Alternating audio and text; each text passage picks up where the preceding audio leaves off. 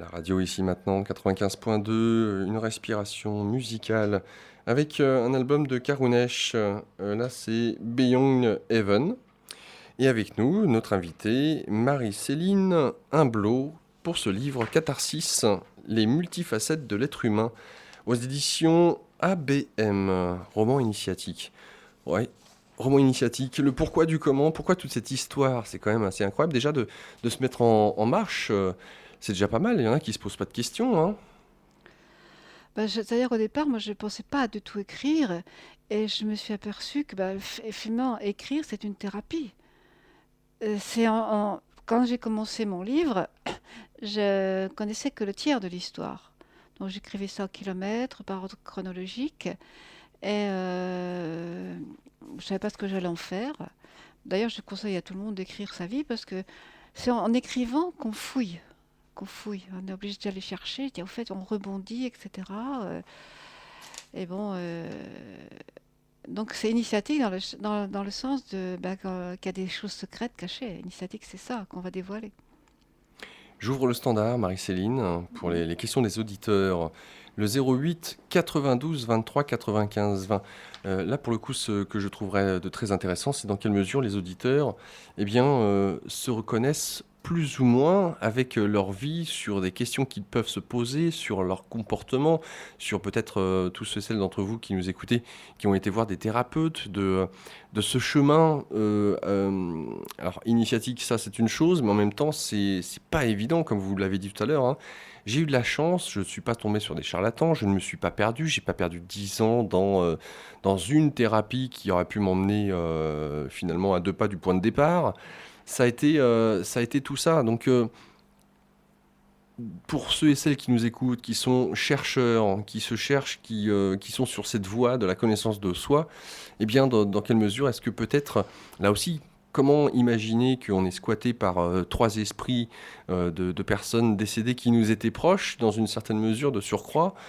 Comment imaginer que des dons de magnétisme n'ont pas pu s'exprimer parce que ces esprits-là, justement, squattaient, pompaient, vampirisaient votre propre énergie, et ça depuis l'âge De 15 ans. de 15 ans, sans compter le reste de tout ce qui peut être exorcisé, je dirais, avec la kinésiologie, de retrouver justement ces simples paroles. Alors, quand je dis simples paroles, à quel point justement on a mis un voile dessus, que votre père ait pu vous culpabiliser, vous l'aviez totalement effacé de votre mémoire consciente, et que un thérapeute ait pu remettre ça, je dirais, à jour, le faire émerger pour que on en soit libéré.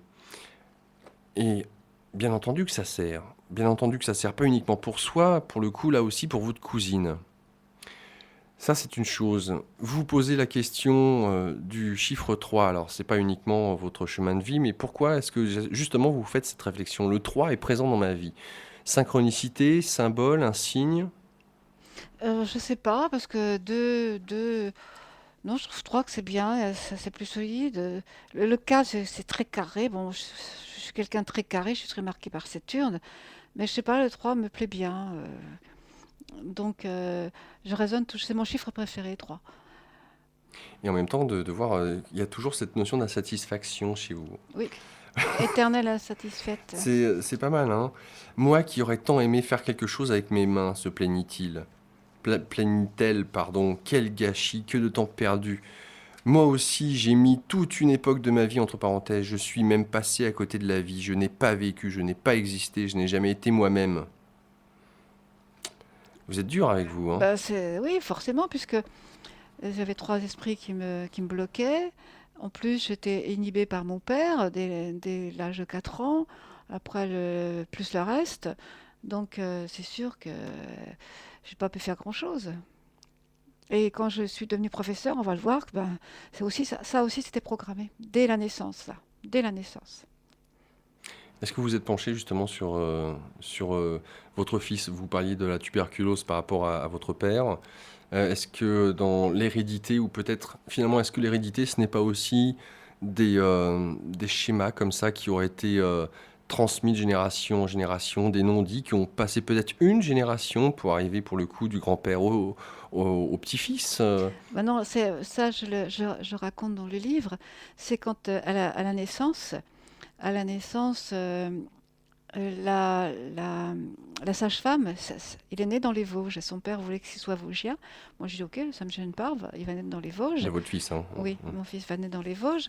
Et à la naissance, la sage-femme se souvenait de mon père. Puis elle me dit, ah oui, il est mort de la tuberculose. Alors Emeline, elle n'a pas supporté qu'elle lui dise ça. Elle a réagi très violemment. Oui, il est mort. Est-ce qu'il n'a pas eu les moyens de se soigner? Enfin, vraiment, pourquoi elle venait remuer ses affaires? Le bébé était là, il l'a engrangé, il a engrammé ça, forcément. Et alors, par mémoire inconsciente à l'ancêtre, bah, tous les ans, maintenant il a 40 ans, tous les ans, il a toujours c'est tout, c'est tout. Alors je lui explique, mais bon, il ne veut pas l'entendre. Il veut pas l'entendre. Mais bon, je pense pas qu'il va faire la tuberculose quand même. Mais moi, j'ai toujours un peu peur. Et je le pousse, je dis soigne-toi, va voir, fais de l'acupuncture, fais ceci, fais soigne-toi avec des médecines douces surtout, prends pas de médicaments dangereux, etc. Mais bon, c'est pas la tuberculose quand même, hein. Dans quelle mesure est-ce que justement votre fils, si votre mari est resté alors observateur dans le non-jugement, mais relativement loin, il n'a pas encore lu le livre, dans quelle mesure est-ce que votre fils a participé, de près ou de loin, je ne sais, à votre parcours, à votre voyage Non, initiatique? non, lui, je l'ai pas. Bah, d'ailleurs, de toute façon, je devais pas m'accrocher à lui, je devais pas lui faire porter tout ça. Non, il savait que j'écrivais un livre. Je ne sais pas s'il l'a lu, ma belle-fille l'a lu. Je ne sais pas s'il l'a lu, mais il a dû lire euh, euh, le premier jet peut-être, peut-être pas le final. Bah lui, il n'a pas apporté de jugement. Il n'a pas apporté de jugement. Les esprits, je sais pas, il est sans opinion. Le mémoire à l'ancêtre, il est sans opinion. C'est pas trop son domaine. Lui, c'est un scientifique. Il est parti là-haut. D'une autre façon, dans les étoiles, lui. Ah, intéressant, une manière différente d'y accéder. L'astronomie, Ouais, ouais. pas l'astrologie, l'astronomie. L'astronomie, oui, oui. Et dire qu'auparavant, l'astrologie et l'astronomie étaient réunies en une seule science. Oui. Euh, Cependant, est-ce que votre fils a eu l'occasion de voir l'évolution, j'allais dire, alors, émotionnelle, psychologique de vous? Si je pose cette question en même temps, puisque vous aviez, même si vous étiez mal au fond de vous-même, vous donniez toujours l'impression ou le sentiment d'un point de vue extérieur que tout allait bien. Mm.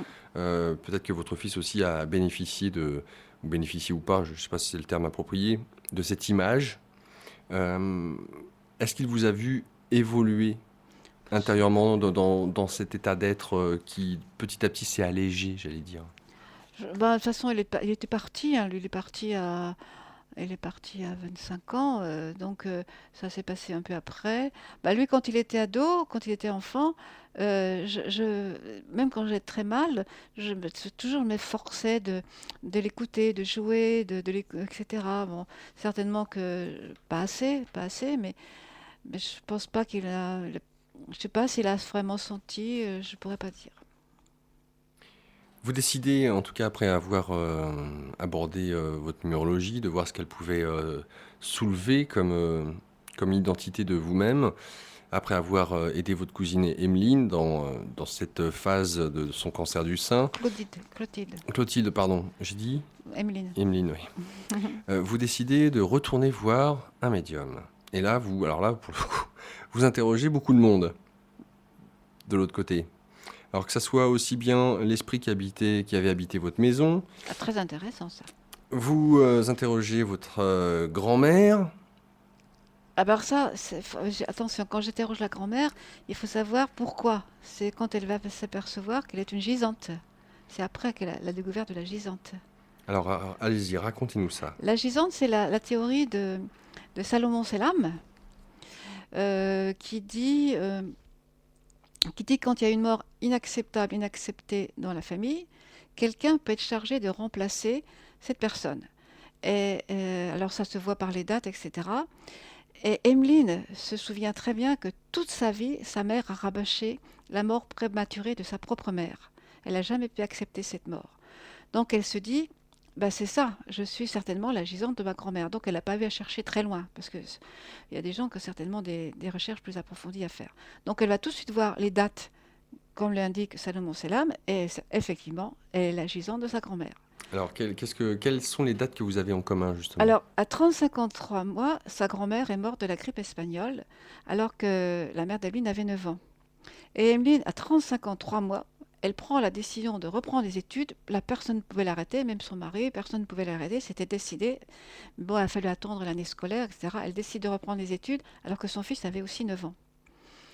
Donc, elle se dit, l'agissant de la grand-mère, elle se dit, mais alors, c'est peut-être parce qu'elle s'est demandé tout au long du livre pourquoi je suis devenue professeure, pourquoi j'ai fait ces études économiques qui ne me correspondaient pas. Et elle avait pensé d'abord que c'était sa belle-sœur qui l'avait squattée, c'était pas elle. Alors elle cherche toujours dans son idée, elle dit il faut que je trouve d'où ça vient. Donc elle s'est dit bah, c'est peut-être ça, c'est peut-être. Donc elle va, via un médium, parler à cette grand-mère qui va lui dire bah oui, oui, j'aurais aimé enseigner. Et puis j'aurais aimé enseigner les sciences. Alors, enseigner, c'est ce qu'a fait Emeline, mais pas les sciences, c'était pas une scientifique. Mais son fils a fait des études scientifiques. Elle va s'apercevoir que, c'est ce que dit Salomon Selam, quand on ne peut pas réparer sur une seule génération, on répare sur deux générations, plusieurs générations. Donc, elle s'est dit, ben voilà, elle regarde les dates de son fils et les siennes, ben, c'est pareil, c'est tout à fait calé, hein. Ils sont tous les deux le 18 à leur près avec son fils. Donc, ça veut dire que la mère Le d'Emeline, 18, hein, pour les peu auditeurs, importe que ce soit euh, vous parlez du 18, le même jour de naissance oui, que le vous avez jour, il avec y a le votre fils? jour. L'année ne rentre pas en Oui, cause. oui, le jour, moi. Le jour, moi, pas en considération. Et puis, je ne sais plus exactement, mais bon, il suffit de relire le livre de Salomon pour Selam pour s'en rendre compte. C'est très facile ça à faire, hein. Donc, euh, je ne sais plus où j'en suis. Donc, Emeline, à 35 ans. Attendez, oui, Oui, oui, alors c'est ça. deux générations Oui, pour... à 35 mois, elle reprend les études pour faire ce que n'avait pas pu faire sa grand-mère. Mais comme elle n'était pas une scientifique, les sciences économiques, c'est pas des sciences, elle-même, dans son inconscient, elle va charger son fils à le faire. Mais lui, ça l'a pas gêné parce que ça lui convenait tout à fait.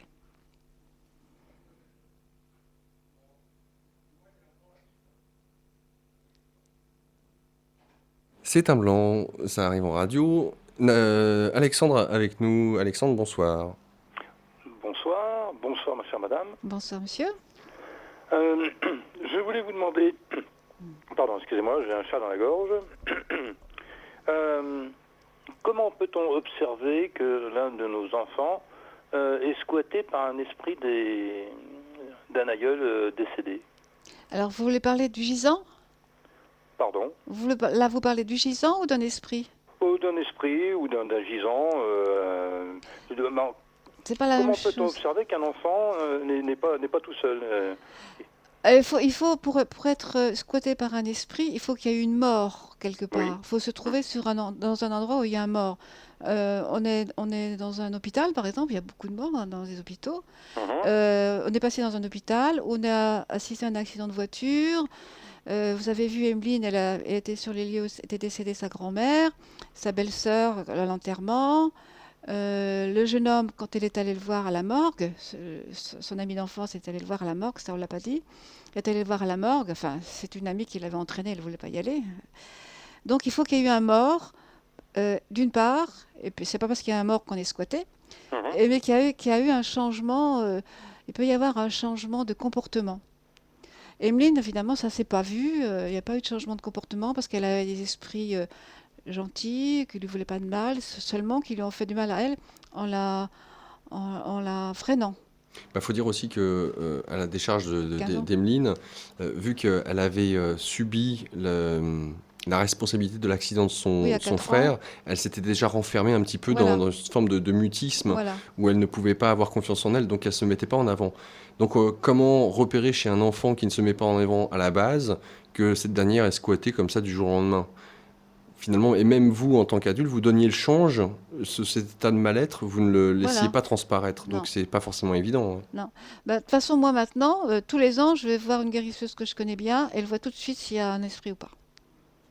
Donc comme Ah oui, ça, d'accord. C'est un je- peu comme comment dirais-je, une visite chez l'ophtalmo ou des choses Voilà. comme ça, il faudrait prendre le réflexe d'aller visiter quelqu'un tous les ans, parce que de temps en temps, c'est donc en fonction, et c'est un peu subordonné à l'environnement que l'on rencontre, soit familial, soit événementiel, Mhm. et à partir du moment où on va rencontrer, par exemple, on va malheureusement voir un ami à la morgue, ou Mhm. lorsqu'on va visiter un mort, et que donc dans ces moments-là, il se peut qu'il y ait Oui, un squattage oui, intempestif. oui.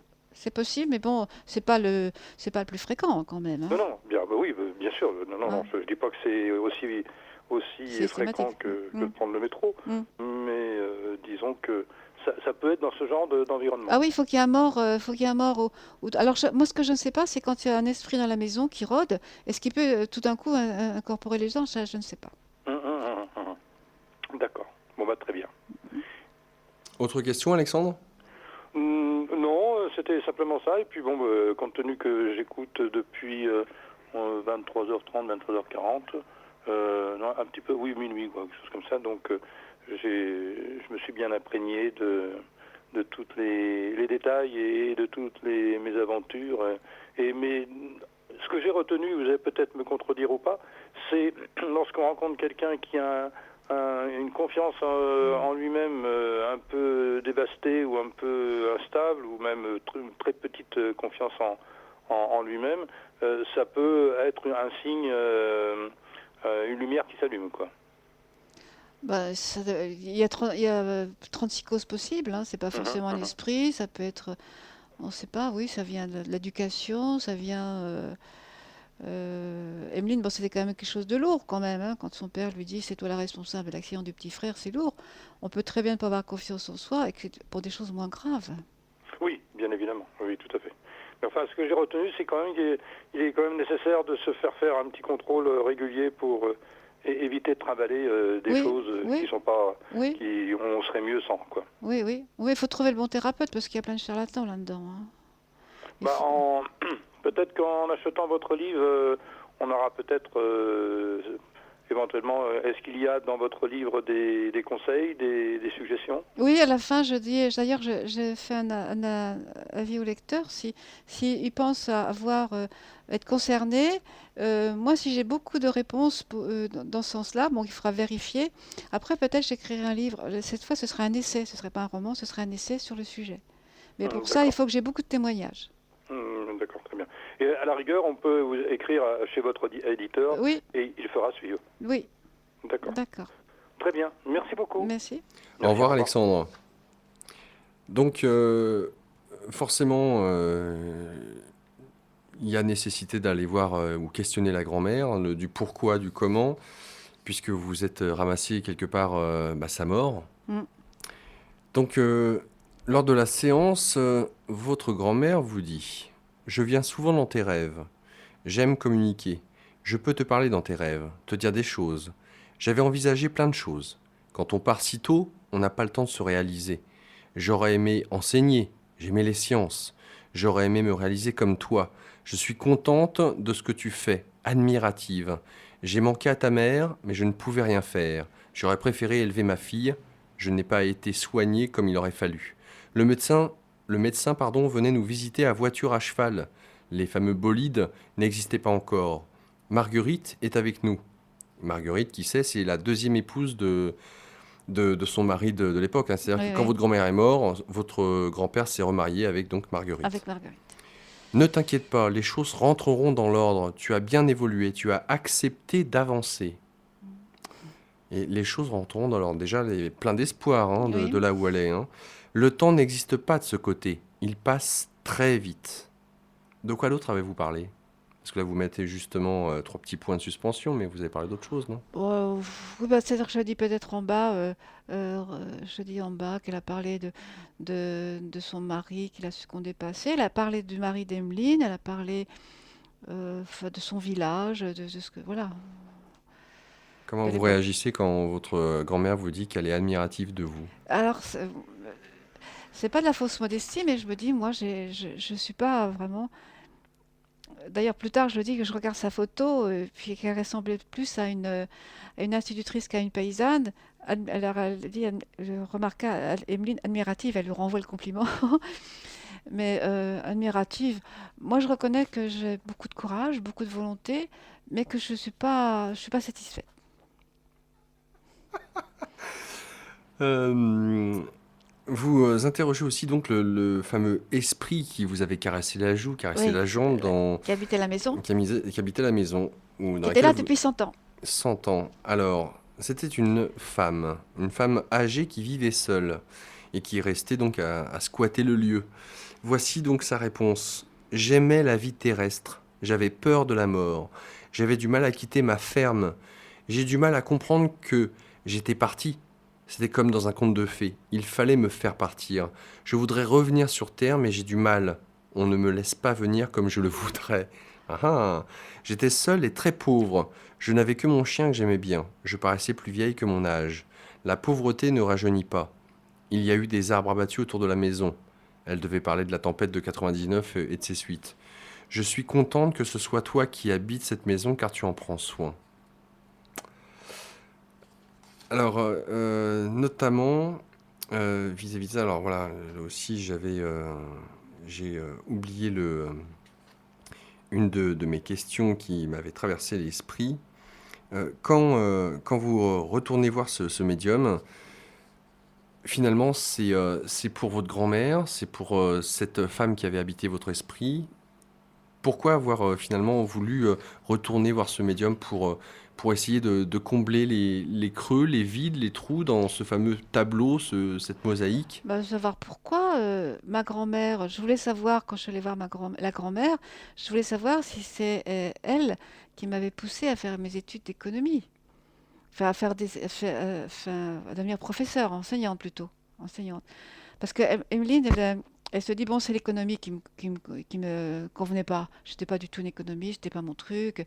Puis en fait, l'enseignement non plus, sans doute, sans doute. Mais l'enseignement, ou alors l'enseignement autrement.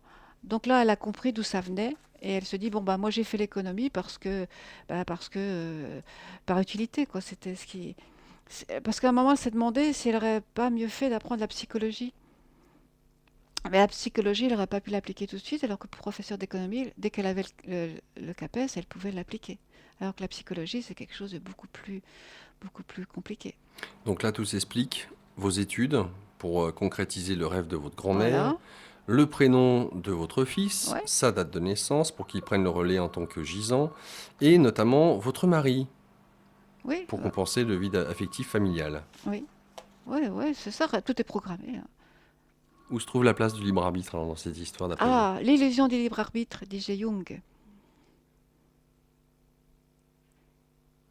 Alors le téléphone, ça a raccroché. N'hésitez pas, je vous redonne le numéro de téléphone, le 08 92 23 95 20. L'illusion du libre arbitre, est-ce que vous y croyez au libre arbitre alors? Un petit peu. Des miettes. C'est-à-dire? Bah là, elle a pu choisir l'économie parce que c'était, dans son cas, c'était bah, ce qui était de plus commode, sous contrainte d'utilité d'ailleurs, hein. Elle a choisi l'économie sous contrainte d'utilité. Il fallait qu'elle travaille tout de suite. Les profs d'économie, c'était possible tout de suite.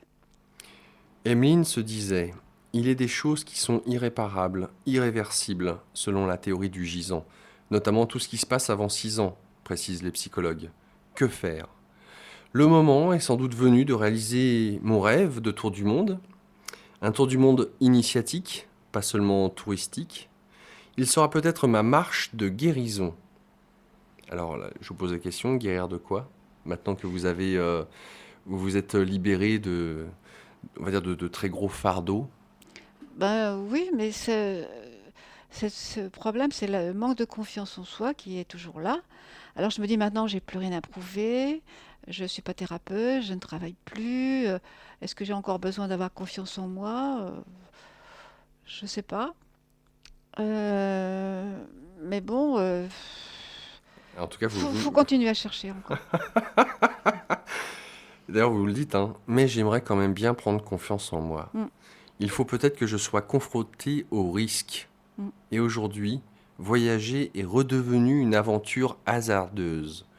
Et si je dois avoir le don de guérison, il viendra à moi tout seul, en temps et en heure, m'avait annoncé le Christ dans mon rêve en Égypte qui m'ont conseillé de ne rien faire. Oui, le Christ m'a dit ne fais rien, donc c'est une très bonne idée.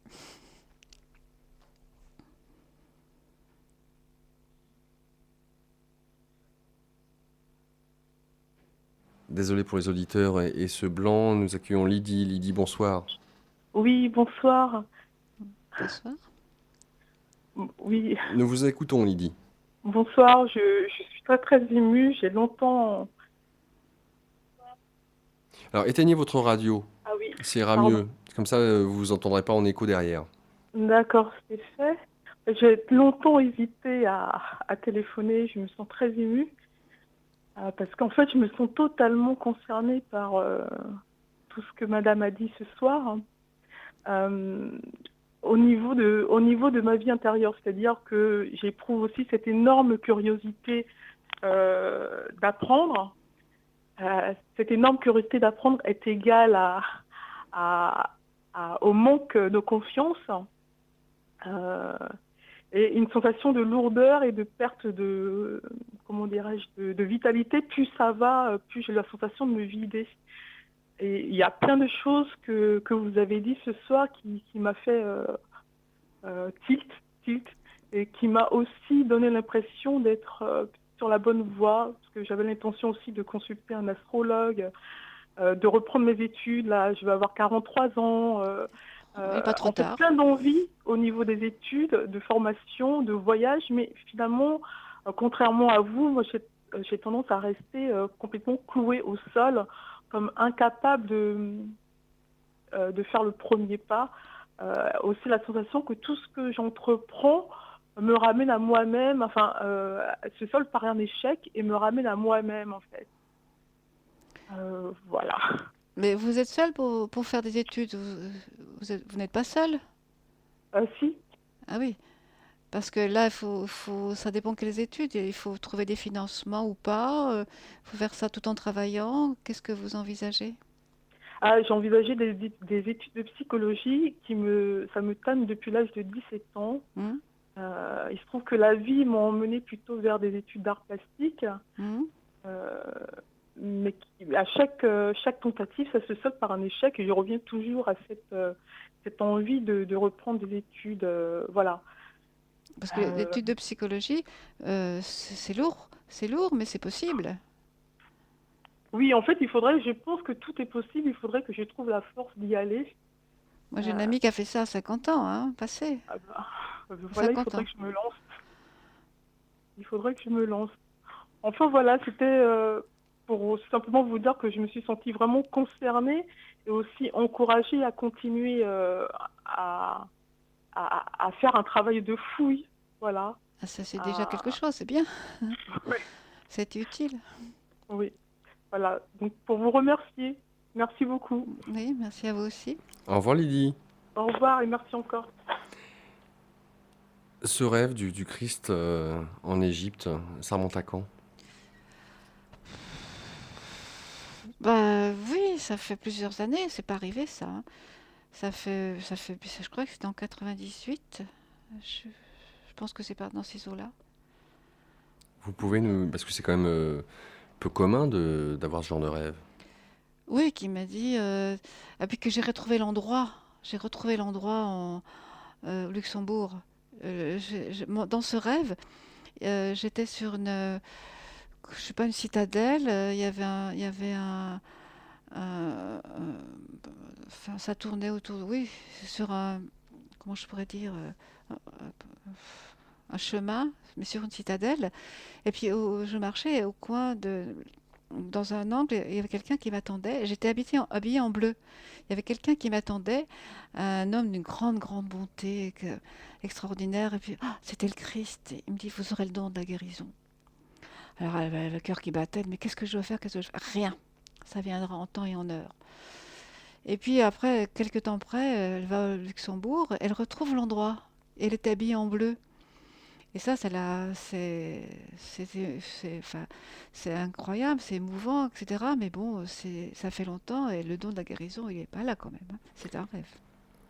Le don de la guérison n'est pas là, je ne sais pas, hein. Je ne sais pas. Arrive en temps et en heure. Alors, qu'est-ce qu'on appelle un don de guérison? Est-ce que vous ne l'avez pas déjà, mais que peut-être que n'ayant pas eu l'occasion de l'expérimenter régulièrement, souvent, peut-être que vous avez aussi des gens autour de vous qui ont mal, mais vous hésitez à leur proposer peut-être d'imposer les mains, je ne C'est sais. ça, je fais autour de moi, mais c'est tout. Je ne veux pas du tout ouvrir de cabinet, je ne veux pas du tout. Mais bon, cette personne, quand je l'ai magnétisée, elle, je lui ai fait énormément de bien. Elle est mieux remise de sa deuxième chimio que de la première. D'accord? Et puis aussi, bon, des petits résultats, le mal à la tête, mal de tête part, mal aux pieds. D'accord, mais voilà. Mais rien de miraculeux. D'accord, oui. Enfin, je ne sais pas ce qu'on appelle miraculeux, hein. Peut-être que pour la personne ou les personnes à qui vous avez pu effectuer ces soins, peut-être que c'est pour elles, c'est miraculeux. Oui, Et au vu de à quel point vous êtes dur avec vous-même, bon, ça dépend, hein. Ce qui est mm, miracle pour l'un n'est pas forcément pour l'autre, mm, hein. mm, Donc cette éternelle insatisfaite que vous êtes, mm, peut-être que vous l'êtes guérisseuse, sans le savoir, mm. que vous le faites déjà, mais Oui, c'est lourd, hein, ouais, d'être ouais. guérisseur, c'est lourd. Ça me fait un peu. Je crois que j'ai peur. Je veux pas être médium, j'ai peur de la médiumnité. Guérisseuse, j'ai aussi quelque chose de très lourd. Donc je veux bien magnétiser autour de moi, mais ça s'arrête là. En même temps, vous avez conscience, et vous le dites, hein, il faut peut-être que je sois confronté au risque. Et pour risquer, pour le coup, voyager vous paraît comme étant l'aventure idéale. Bah, voyager seul surtout, parce que si on voyage en groupe, il peut rien se passer. Voyager seul, bon, moi je continue à voyager seul, et je m'aperçois que je suis tendue hein, quand je voyage seul loin, hein. En France, bien sûr, non. Quand je voyage dans un pays où je parle pas la langue, et comme il y a beaucoup de pays, je parle la Chine, bon, l'Inde encore, on parle l'anglais, on peut baragouiner, déjà c'est pas mal. Mais la Russie, par exemple, enfin, on parle. C'est vrai que c'est vrai que l'anglais maintenant, ça se parle un peu partout. Donc il reste à perfectionner l'anglais. Je continue toujours, mais je crois que je suis pas douée. Alors, qu'est-ce qu'il en est? Parce que le livre s'achève là, si on peut dire ça comme ça, avec notamment moi, des remerciements, bibliographie, et notamment un avis au lecteur.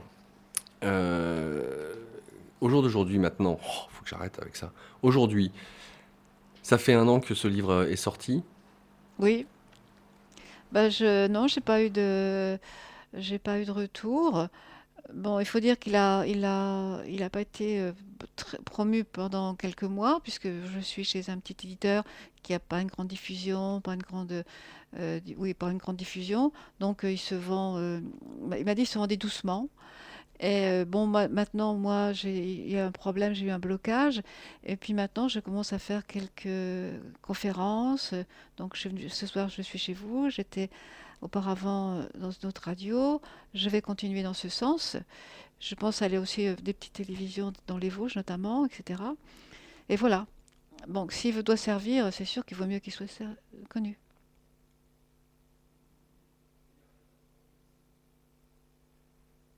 Le 08 92 23 95 20, nous accueillons Ariane. Bonsoir Ariane. Oui, bonsoir Marie-Céline, Oui, bonsoir. bonsoir Laurent. Bon, j'ai hésité aussi à appeler, parce que j'ai le cœur qui bat la chamade. Bah, c'est bien, vous l'avez fait. Oui. Écoutez, j'ai pris votre émission aussi en cours de route, hein, en rentrant, à peu près vers 23h30. Et c'est incroyable, quoi. Ici et maintenant m'amène souvent des synchronicités incroyables. Euh, je dirais presque, vous êtes, c'est un petit peu comme si on était jumelles. Ah bon?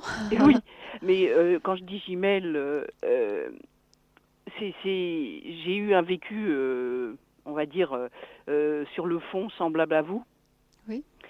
Par contre, la forme, bien sûr, a pris d'autres chemins. Et ça me fait du bien de vous entendre parce que j'ai 55 ans, hein, Mhm. et ma vie, je dis ça, mais vraiment sans me plaindre, je tiens bien à le préciser, ça a été un enfer. J'ai tout le temps été malade. Hein. Enfin, j'ai versé, on va dire, dans la maladie à l'âge de 3 ans. Ah oui. Mais la tourmente a commencé dès la gestation, dans le ventre de ma maman. Et j'ai eu un chemin constant avec la maladie. Alors, j'ai bien sûr cherché, hein, on se pose des questions. Il a fallu comprendre, il a fallu apprendre, il a fallu... ma vie, je la résume à une histoire de fou, à... comment dirais-je... oui, je fais un jeu de mots, hein, je dis mission dangereuse, vous voyez ? Oui. Et j'ai écrit une phrase en dessous, je veux devenir, donc mission, D', ange, comme un ange, heureux. Ah, ah c'est bien ça. Oui, c'est mon souhait le plus profond. Mm. J'ai du mal à parler parce que j'ai un reflux dans ma tête, là les choses m'échappent. Mais quelle démarche avez-vous faite? Ben écoutez, ma démarche a été totalement chaotique. Je ne vais pas raconter ça ce soir parce que j'ai un témoignage vraiment, mais incroyable à donner. J'espère avoir le temps bon, déjà d'acheter votre livre, Ça va vite, hein. de le lire. Et puis, j'ai entendu qu'on peut vous écrire éventuellement chez Chez l'éditeur? Oui. À moins que vous ayez, Marie-Céline, un email à donner aux auditeurs qui voudraient vous écrire. Oui, vous n'avez pas d'email ou de site ou de choses comme ça. C'est comme vous voulez. Hein. Non, je préfère que je fasse 2 emails, un email pour le livre et l'email personnel. Pour l'instant, je n'ai qu'un email personnel. Oui. Donc, vous écrivez chez l'éditeur, Oui. et puis après, je verrai pour un email Oui. pour le livre. Parce que bon, j'aimerais échanger avec vous. Hein. Oui, écrivez chez l'éditeur, il me fera suivre. Oui, parce que déjà, bon, j'aurais évidemment des choses à vous apporter, et vous en avez à m'en apporter. Alors, j'ai vécu comme vous. Moi, je préfère dire entité qu'esprit. Oui. Hein. Entité, j'emploie un terme générique, hein, parce que j'ai eu vraiment des démêlés avec les entités depuis toute petite. Ça a été terrible. Je ne le savais pas. Je ne l'ai découvert que petit à petit. Oui. Et ça m'a fait prendre, contrairement à vous, je n'ai eu aucune sécurisation, personne pour m'expliquer ce qui pouvait m'arriver. C'était, mais je me demande encore comment je suis ici, sur cette terre. Mais ces entités sont parties? Ben, elles viennent, il y a eu des va-et-vient, mais elles viennent d'évacuer une partie. Je suis en pleine, comme vous, j'emploie ce mot-là, je suis en pleine catharsis. C'est un déluge, un tsunami. Et là, actuellement, j'ai enfin trouvé une personne qui me permet de faire un travail en sécurité. Je suis comme vous. Et s'il y a des gens, bien sûr, qui écoutent, je recommande d'être extrêmement prudent. Oui. Mais vraiment extrêmement prudent, parce que moi j'ai eu des retours de bâton, non pas que j'ai fait des choses mal, mais je cherchais comment je peux faire, qui peut m'aider, et j'ai vraiment atterri avec des gens qui n'avaient pas la puissance pour m'aider à franchir ces caps. Donc c'est des esprits méchants? Ah oui, moi j'ai eu mon père après son décès, mais déjà avant, j'ai eu mon grand-père paternel, je fais de la psychogénéalogie depuis 1999. Ah oui. Moi j'ai surtout axé sur ça, avec d'autres thérapies. Bon, j'ai fait de l'hypnose, des trucs, mais c'est des rustines, tout ça, c'était des rustines. Hein. Ça m'a permis de tenir.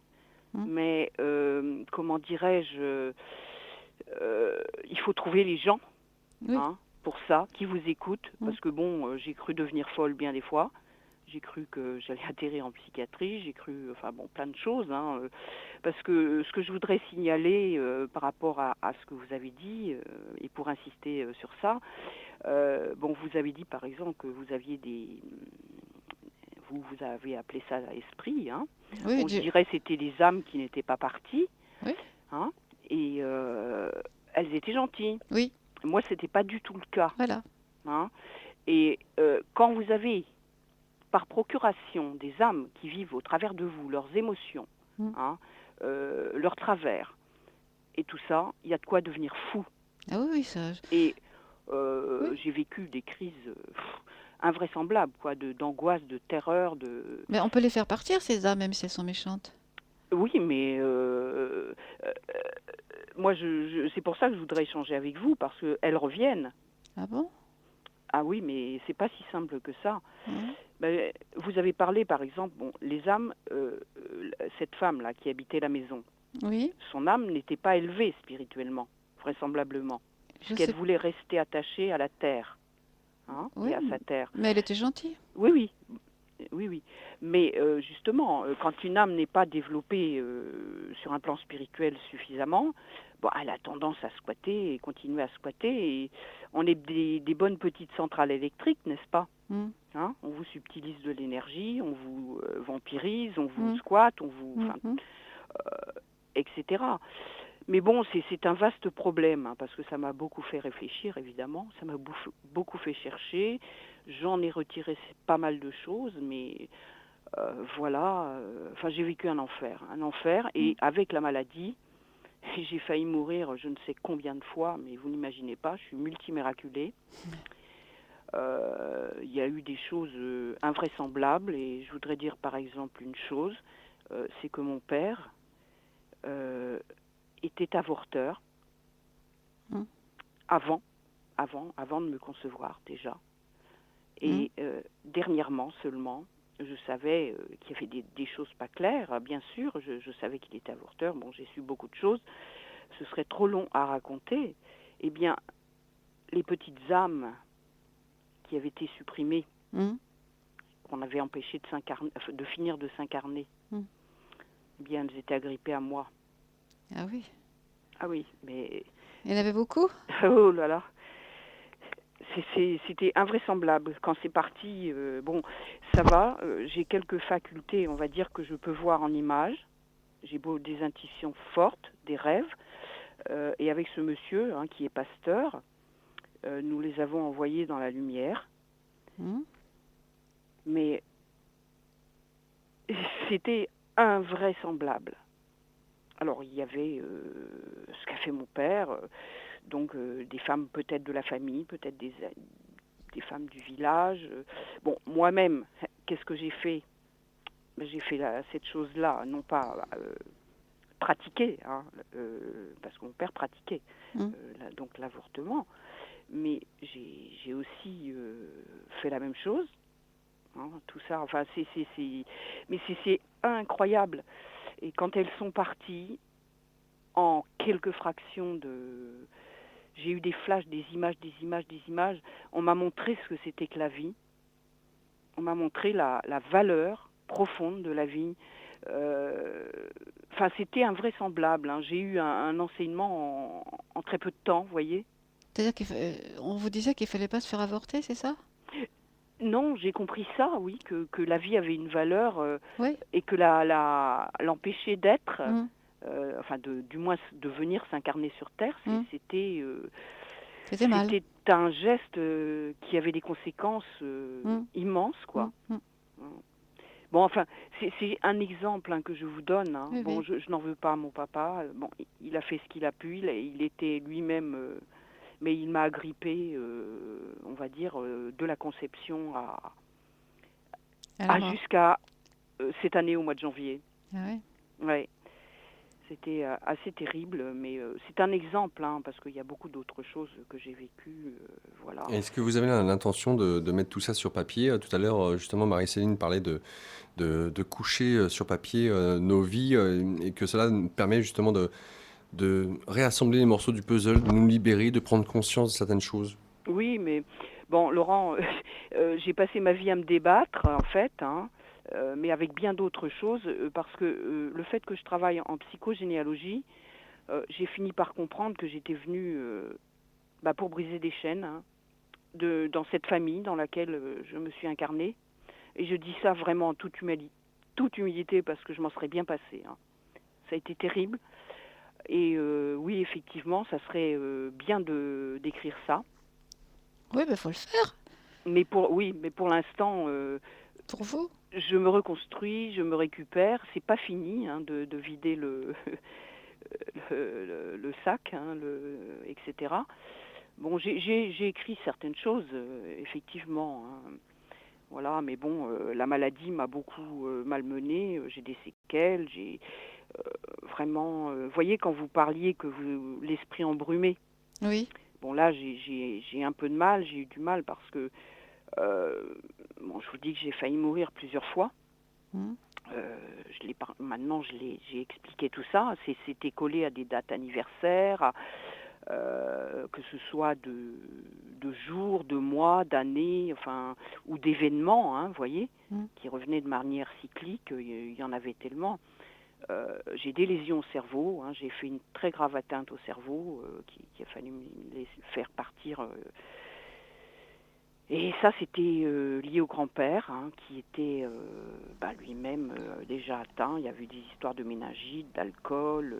Mais en tout cas, vous avez un prénom prédestiné, hein, je dirais, hein, pour Ariane, le fil d'Ariane, Oui. il est ténu, hein, à suivre. Hein, mais, Oui, c'est ce que je dis toujours. alors, qu'est-ce que vous allez Mais on se connaît, hein, quoi Laurent, on se connaît.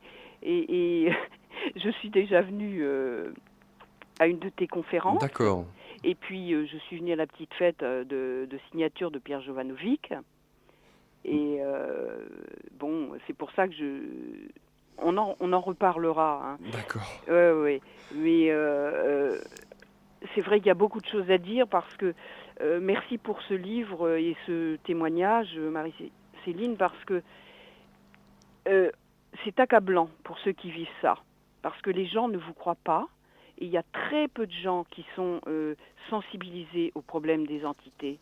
Ah oui, ça sort complètement de... Et ça fausse beaucoup de choses dans les diagnostics, dans l'approche qu'on peut avoir avec les thérapeutes, dans les relations même de notre vie. Enfin bon, on se sent souvent dans un grand isolement. Oui, ou bien on est en dépression, ou bien alors on nous met en psychiatrie, alors que Oui. il suffirait de faire partir l'esprit et ça irait mieux. Ah, mais on est d'accord. Le nombre de gens qui seraient libérés si on s'occupait de ce domaine-là de façon un peu plus sérieuse. Mais bon, on est tellement cartésien, on a tellement quitté le Oui, mais spirituel. à titre individuel, on peut le faire, hein. Ah oui, bien sûr. Mais moi, ça a été toute ma vie, hein. Je savais pourquoi j'étais venue inconsciemment, entre 5 et 10 ans. Je me disais que c'était pas une vie normale, que je voulais savoir pourquoi j'étais malade tout le temps, pourquoi mes parents ça allait pas, pourquoi mon père buvait, pourquoi. Je n'ai jamais lâché. Jamais. Ça m'a tenu, comme dit Laurent, mon petit fil, il a toujours été là, très ténu, il a failli se casser. Et bon, j'ai passé ma vie à défaire des nœuds, comme je dis. Et mais bon, je le souhaite à personne, hein, quand même, hein. Merci pour ce témoignage, Ariane. Voilà. J'en dirai pas plus parce que... Oui, il y aurait un livre à écrire, là, pour le coup. Oui, et ça serait trop long. Mais je donne quelques indications parce que, comme Marie-Céline... Céline, hein, Céline, oui. Oui, pardon. Si ça peut aider quelques personnes à déjà s'aiguiller. Moi, j'ai essentiellement travaillé sur la psychogénéalogie. C'est bien ça. Mais j'ai beaucoup travaillé aussi sur le problème des entités. Ouais. Hein. Mais bon, c'est une histoire de fou. Alors voilà. Par contre, une chose que je peux dire en conseil quand même, ne vous précipitez pas. Cherchez des gens sûrs. Il faut lire. Quand on lit des livres, on risque rien. Tant qu'on lit des livres, on risque rien. Et encore, hein. Ça dépend d'où ça vient. Parce que moi, tous ces domaines de... bon, voyez, vous dites médiumnité. je reste mais plus que prudente là-dessus, hein, Mm. parce que j'ai été voir et ça s'est pas bien passé. Ça Mm. s'est pas bien passé. Il y avait des problèmes de magie également. Ah oui, magie noire? Ah oui, oui. Ah oui, ça c'est Trois, grave. trois trucs. Je suis remontée du côté de maman, enfin sur un, une, un problème de magie en Bretagne, puis du côté de mon père, une tante, une de ses sœurs via l'Afrique, et sur moi-même via les Antilles. Deux de magie Ah noire. ben là-bas, oui, ils sont forts pour ça, Ah oui, hein. oui, Hein. j'ai vécu, Ah oui. alors c'est un enfer, quand je vous dis un enfer, Mm. mais donc soyez prudents, soyez mais vraiment prudents. Moi, je pense que Alain Kardec, moi, ça me faisait confiance. Bah moi non, Ah bon? non, ça m'a attiré, mais Fallait bon, si je vous ai en contact, je vous dirai pourquoi. D'accord. Hein. C'est-à-dire que ce sont des domaines qui fascinent beaucoup les gens, c'est normal, Mm. mais on ne sait pas où on met les pieds. Moi, ça Et me je fascine dis pas. ça en connaissance de cause, vous voyez. Mm. Hein. Oui, il y a des médiums sérieux, mais Oui. moi, je me dis, si je vais chercher un médium dans un centre Alain Kardec, je dois avoir confiance. Oui, oui. C'est ce que j'ai fait, mais bon, j'en ai vu qu'un ou deux. Mm. C'était bon. Oui, mais vous, comme vous l'avez dit, vous êtes en général bien tombé. Oui. Hein, je l'ai remarqué dans ce que vous avez raconté. Mm. Alors Mais que c'est toujours moi, par bouche à oreille. oui, mais moi, vu que je véhiculais des énergies mais complètement négatives, mais dingues, Mm. et effectivement, la loi d'attraction Oui. faisant son effet, je n'arrivais pas à trouver forcément les bonnes solutions, ou Ouais. les bons chemins ou les bonnes personnes. Ouais. Il a fallu vraiment, vraiment de la ténacité. Et la psychogénéalogie demande énormément de courage, hein, parce qu'on va voir dans les non-dits, on va voir dans les secrets, on va voir dans... on va remuer vraiment des choses qui ne sont pas forcément agréables à appréhender. Hein. Et Salomon Selam, vous avez essayé? Vous avez lu son livre? Salomon Selam. Non, je ne connais pas. Et ça, c'est bien, parce que on voit tout de suite, on a Oui. juste à faire quelques recherches, on voit tout de suite si on est concerné ou pas. Oui. Si on n'est pas concerné, on cherche ailleurs. Si on est concerné, ben, Et ça s'écrit comment?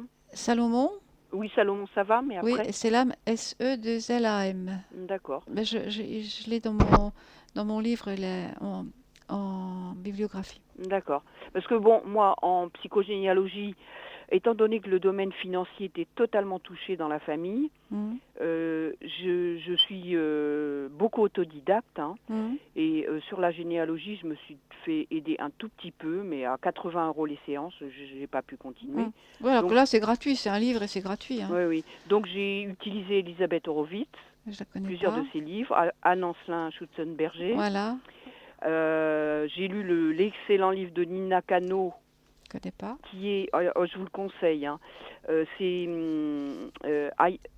non, Anne Ancelin, c'est Aïe mes aïeux. Oui, Oui, alors elle, c'est comment paye-t-on les fautes de ses ancêtres. Mhm. Et c'est une journaliste scientifique, mais elle interviewe, entre autres, Anne Ancelin Schutzenberger, Didier Thomas et d'autres.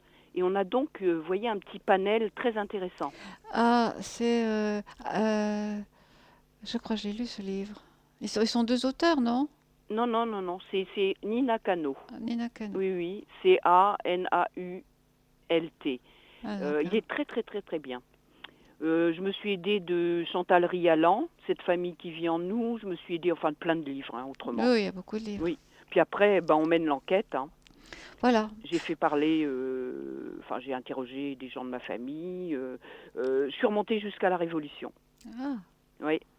Et un ancêtre qui était prêtre en Bretagne et qui a été assassiné pendant la Terreur. mhm.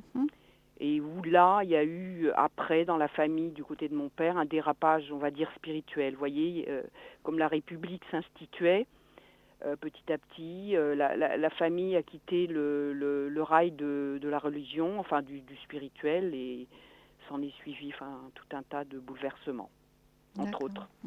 Merci beaucoup, Ariane. Oui, voilà. Bon, bah écoutez, j'écoute la fin.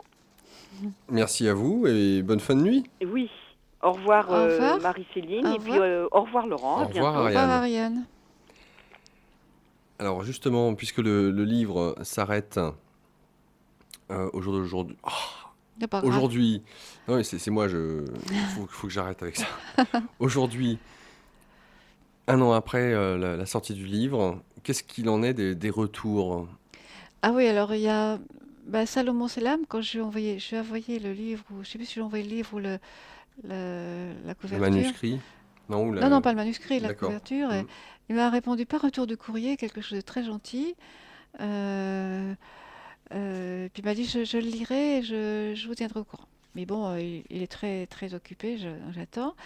Et surtout, c'est une thérapeute à Metz.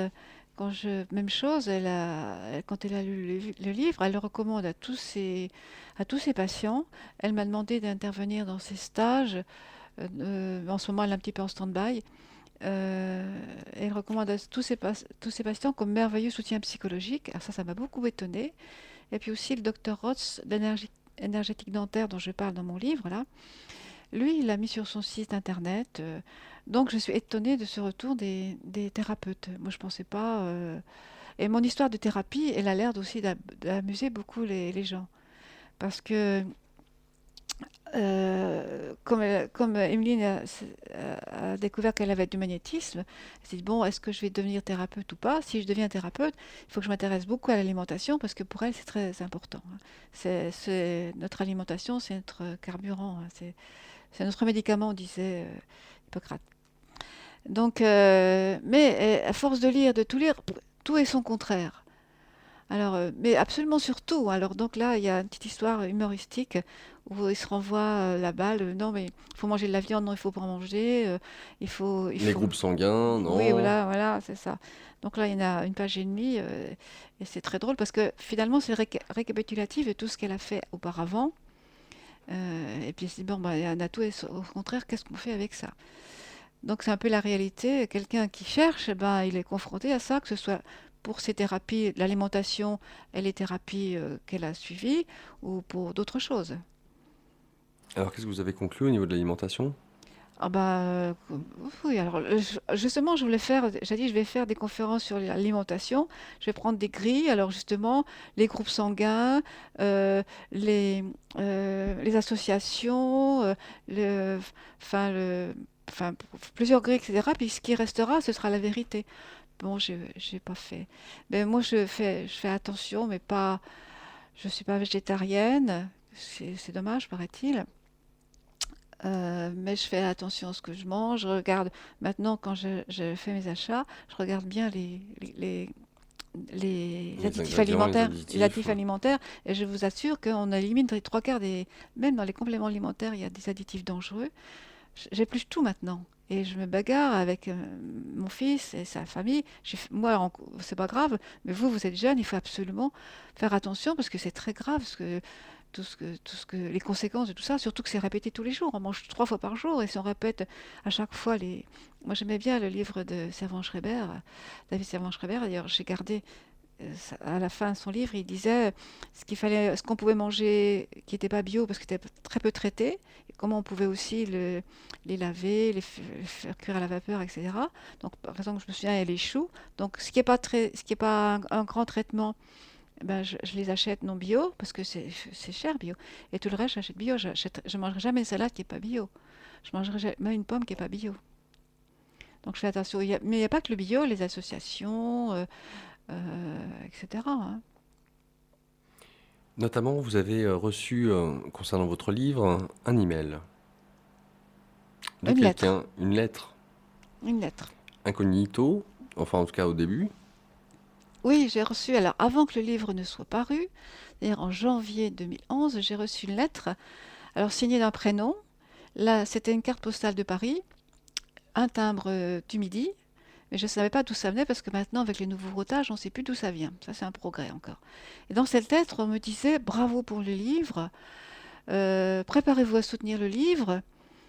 On me recommandait d'aller au Mexique et j'y allais 2 mois après. Puis on m'a dit plein de choses gentilles. Puis une phrase un peu bizarre, mais qui a pu m'envoyer ça? Ça pouvait pas mon entourage. L'écriture, puis l'écriture de la carte et l'écriture de l'enveloppe n'était pas tout à fait la même, pas du tout la même. Même. Et j'ai demandé à l'éditeur, il m'a dit non, non, ça vient pas de moi, il n'y a pas eu de fuite. Je me dis, bon, alors c'est peut-être un vieux manuscrit qui traîne chez un éditeur. Et puis non, parce que à ce moment-là, je me faisais envoyer mes manuscrits à une autre adresse que la mienne, parce que c'était top secret chez moi. Donc j'ai pas trouvé pendant longtemps, j'ai posé des questions un peu à droite à gauche, personne n'a pu me répondre. Et dernièrement, j'ai demandé à quelqu'un qui était un peu médium, elle m'a dit, bah, moi je sais ce que c'est.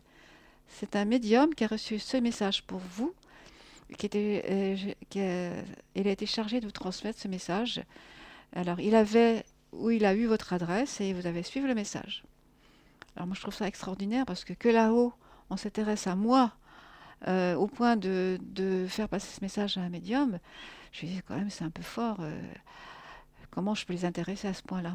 Alors, de surcroît, du fait d'aller au Mexique 2 mois après, alors que sur cette fameuse carte postale, cette lettre, on vous encourageait à y aller, qu'est-ce qui s'est passé au Mexique et pourquoi vous y avez été? Bah, c'était programmé parce que je ne connaissais pas. Je ne connais pas le Mexique. Ça s'est présenté. J'ai dit oui, oui, j'y vais. Non, c'était sur la route des Mayas. Sur la route des Mayas. Alors oui, c'est passé quelque chose, mais pour l'instant, je ne veux pas en parler, c'est tout secret. Mais j'en sais pas grand-chose ce qui s'est passé. Ça a dû se passer à enfin, j'en tire rien, mais c'est quand même bizarre. Bah, il se passe des choses bizarres, mais sans grandes conséquences. Je ne suis pas comme la dame qui a appelé. Il n'y a pas de... je ne suis pas attaquée, je ne suis pas traumatisée à ce point-là. Je fais des choses un peu bizarres, on va dire, un peu, qui sortent de l'ordinaire. Mais bon, quand même, je souffre pas trop, quoi. Oui, le fil d'Ariane, quoi, en fait. C'est des Voilà, morceaux comme ça qui sont voilà. posés le Ouais, long du moi je chemin, les dis petits cailloux débobiner les blancs. chevaux. Moi je disais débobiner les chevaux, c'est à peu près la même chose. Oui, défaire les nœuds, c'est ça aussi. Faire les nœuds. Donc peut-être qu'effectivement, de ce qui s'est passé au Mexique, Ouais, peut-être j'aurais la réponse plus tard, Voilà, les graines ont été semées, voilà. donc ça fait partie C'est vrai, du cheminement, de suivre les cailloux blancs. il faut pas attendre. C'est pas forcément tout de suite, ça peut être à retardement, puis ça peut être à un niveau subtil. Ça, c'est des choses qu'on a du mal à admettre. On voudrait que ce soit clair, net, tranché. Mais non, ça se passe pas comme ça là-haut. La suite des programmes pour vous, Marie-Céline? Bah, la suite du programme, c'est les voyages. Je suis en train d'écrire le deuxième livre, la suite de ce livre, donc il passe par les voyages. Donc j'en suis au 6e chapitre. Je sais pas combien je vais en écrire parce que je connais pas la fin. Et après, donc je voudrais rester dans cette avec Emeline. Et après, j'aimerais en changer. Donc dans ce premier livre, elle recherche l'origine de son mal-être. Dans ce deuxième livre, moi maintenant, c'est quelque chose qui me tient, genre, déjà un peu dans le livre, dans le premier, c'est vie antérieure là. Moi, je crois aux vies antérieures. Je voudrais bien en retrouver au moins une. Ça, c'est la curiosité peut-être. Un pot de lit, ça n'a rien donné. Donc le reste, c'était pas les voyages. Les voyages dans le premier livre, c'était plus touristique au début. Après, c'était le voyage en Chine pour la médecine chinoise. Ça faisait partie du programme. Bah, chez Saï Baba, je cherchais pas non plus grand-chose. Remise l'Atlas, bon, c'était plus une thérapie, enfin quelque chose de physique. Donc là, sauf la podolie, c'était vraiment une recherche de la vie antérieure. Donc maintenant, j'aimerais bien si je retrouvais un endroit, parce que je ne sais pas si vous connaissez les travaux d'Ian Stevenson. Oui, c'est 20K, je crois qu'il a écrit.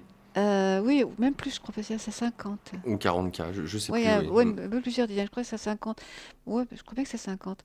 Donc j'ai lu ça, au début je lisais tout, puis après je lisais seulement les conclusions, mais il est décédé, mais quelqu'un poursuit son œuvre. Donc moi, je rêve, j'aimerais bien, ça doit être extraordinaire bah oui, ça y est, maintenant je suis sûre, parce que déjà, maintenant je suis sûre que la mort n'existe pas, et ça c'est rassurant, ça change le regard sur la vie et la mort, de savoir que là-haut, bah, il n'y a pas d'enfer, mais que ça veut pas dire qu'on fait n'importe quoi sur Terre, on payera quand même d'une façon ou d'une autre. Moi, je trouve que ça me rassure, moi je dis, moi, la mort, j'en ai pas peur, mais sauf si je tombe d'un avion, ça ferait peut-être peur quand même, mais c'est plus le même rapport à la mort. J'avais très très peur de la mort, maintenant j'en ai plus peur. Et puis, je trouve que c'est rassurant et puis ça ne gêne personne. C'est pas un dogme où on oblige les gens on a connu ça hein, chez nous pendant l'Inquisition. Après, dans mon milieu, dans les années 50, oh là là, le curé avait une tellement grande importance, trop. Donc, avoir un autre regard sur la mort, je trouve ça un regard positif. Donc le prochain pays? Bah, il y a eu le Transsibérien. Je voudrais retourner faire un petit tour en Russie. Et puis là, un prochain pays, c'est l'Inde. Ce sera la troisième fois, hein. Oui, il y a quelque chose là-bas, hein. Et là-bas, il y a quelque chose. Oui. Oui, la clé du mystère. On verra pour la prochaine. Voilà, un prochain livre qui sortira l'année prochaine, j'espère. Avec nous, Marie-Céline Humblot, Humblot, ce livre, Catharsis, les multifacettes de l'être humain, aux éditions ABM, roman initiatique. Finalement, votre vie que vous avez traduit à travers cette héroïne, Emmeline, qui se cherche, qui se libère, qui se trouve partiellement, mais c'est tellement énorme déjà de ce qu'elle peut découvrir d'elle-même, que la vie s'en trouve plus légère. Marie-Céline, un grand merci pour avoir accepté cette invitation. On se retrouvera peut-être pour le prochain. Oui, volontiers. Bonne fin de soirée, Merci. bon week-end de Pâques. Oui, ça c'est avec les œufs dans le jardin. Oui, oui, pourquoi pas. Au revoir Marie-Céline. Au revoir. La suite de nos programmes, chers auditeurs, avec André Moreau, philosophe, qui était venu il y a de cela une bonne année maintenant, me semble-t-il, qui vous accompagnera jusqu'au bout de la nuit, à savoir 6 heures du matin, l'heure à laquelle, de 6 heures à 7 heures, vous retrouvez Eckhart Tolle pour l'heure anglaise. À partir de 7 heures, c'est sur ici-maintenant.com que vous pourrez nous écouter. Retour sur la bande FM à partir de 14 heures en ce samedi avec la hotline. Je vous souhaite une très bonne fin de nuit à notre écoute et je vous retrouve vendredi prochain pour un nouveau magazine Énergie Positive. Au revoir à tous.